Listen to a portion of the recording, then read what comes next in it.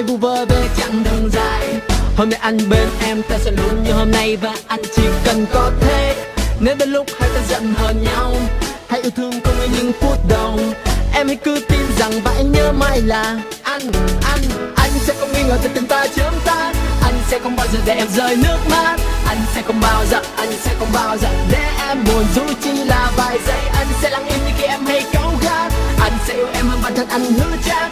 Anh sẽ mãi mãi là la la la la la la la la la la la. Marry me, just marry me. La la la la la la. Marry me, just marry me. La la la la la la. Marry me, just marry me. La la la la la la.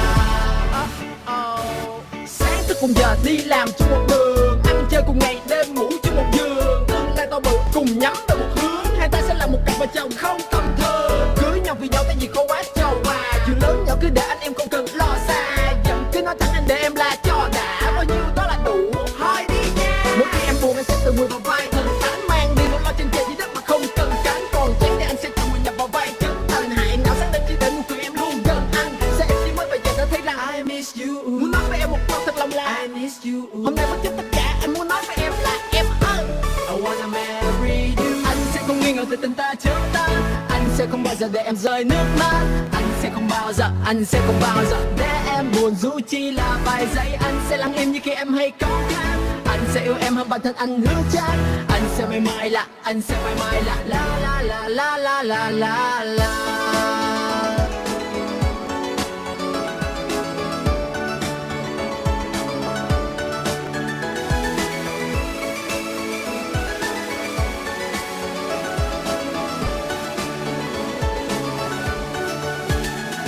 Từ nay anh là của em, ta đã thuộc về nhau. Yên vui hay buồn đau, ta kề bên suốt đời. Từ nay anh là của anh, ta mãi thuộc về nhau. Yên vui hay buồn đau, em đừng lo. La la la la la la la la la la la la la la. Marry me, just marry me. La la la la la la. Marry me, just marry me. La la la la la la. Marry me, just marry me.